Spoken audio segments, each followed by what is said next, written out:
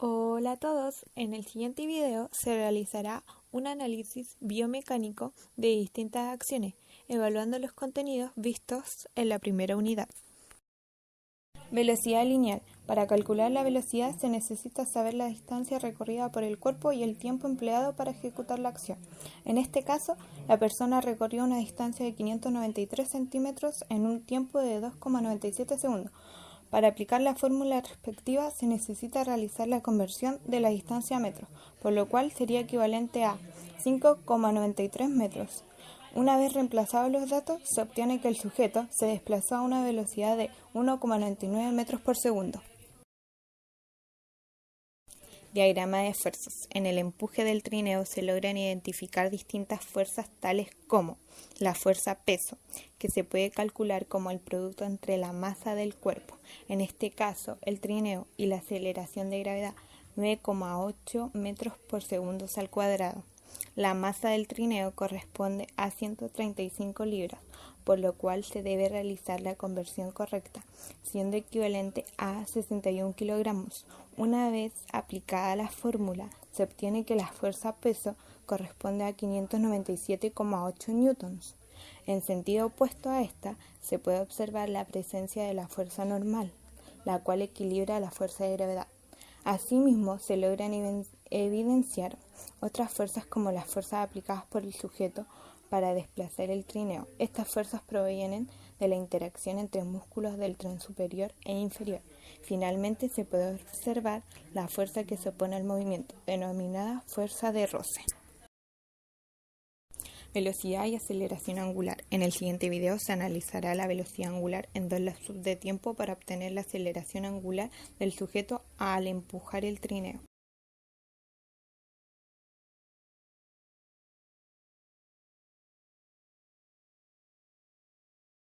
La velocidad angular es la variación del ángulo en un desplazamiento sobre una unidad de tiempo. Para obtenerla se debe dividir la variación del ángulo en que se realiza la acción por el tiempo determinado. En este caso, como los ángulos están en grados, deben convertirse a radianes. En el lapsus 1, la variación angular fue de 0,98 radianes en un tiempo de 0,32 segundos. Al aplicar la fórmula que se ve en pantalla, se obtiene que la velocidad angular del tramo 1 es de 3,6 radianes por segundo. Luego, en el segundo lapsus observado, la variación angular fue de 1,19 radianes en un tiempo de 0,40 segundos. Posteriormente, se aplicó la fórmula y se obtuvo que la velocidad angular 2 fue de 2,98 radianes por segundo.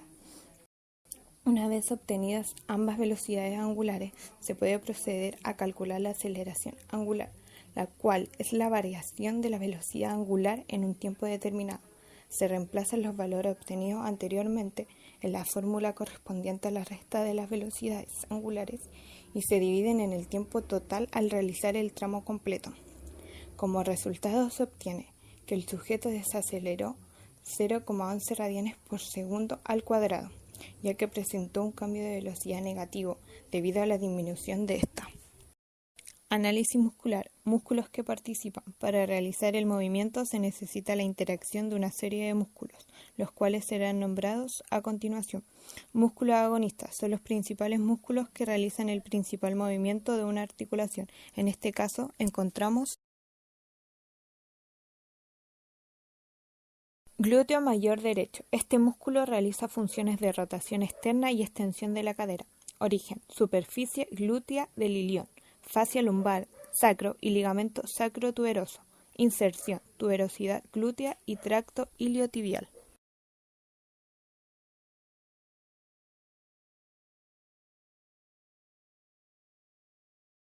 Psoas ilíaco izquierdo. La parte psoas se origina en las caras laterales de las vértebras lumbares, en las caras anteriores de las apófisis transversas y discos intervertebrales de la 12ª vértebra dorsal hasta la 5ª lumbar. La parte ilíaca se origina en la cara interna de la fosa ilíaca. En cuanto a la inserción, ambas partes confluyen a la altura de la rama iliopubiana y terminan fijándose en el trocánter menor. Recto femoral derecho. Se encarga de la extensión de rodilla y flexión de cadera. origen, espina ilíaca anteroinferior y porción superior al acetábulo del ilión, inserción, base de la rótula y tuberosidad de la tibia a través del ligamento rotuliano. Gastrocnemio derecho.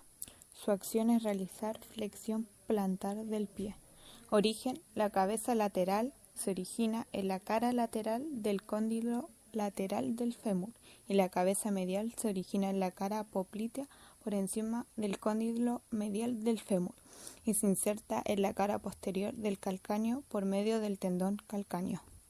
Sóleo derecho. Realiza flexión plantar, se origina en la cara posterior de la cabeza del peroné y se inserta en la cara posterior del calcáneo por medio del tendón calcáneo. Músculos antagonistas son músculos que se oponen a la acción del movimiento, pero no lo suficiente para impedir el movimiento. En este caso se repiten algunos de los músculos ya antes mencionados, pero en este caso se ubican del lado contrario. A estos se les suman isquiotibial derecho. Su acción es flexor de rodilla, extensor de cadera y rotador interno de la rodilla. Se origina en la tuberosidad isquiática y se inserta en la pata de ganso superficial, junto al recto interno y sartorio. Tibial anterior. Su acción es flexionar dorsalmente el pie. Se origina en el cóndilo lateral, mitad proximal de la cara lateral de la tibia. Membrana interósea.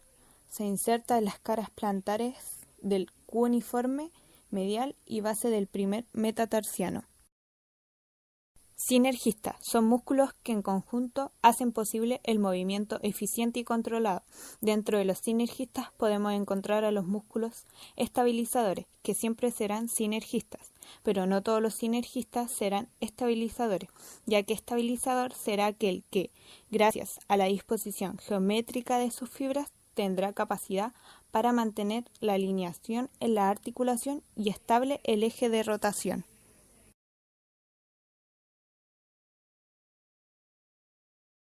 Deltoides. Acciones. Porción clavicular, flexiona y rota medialmente el brazo. Porción acromial, abduce el brazo más allá de los 15 grados realizados por el supraespinoso.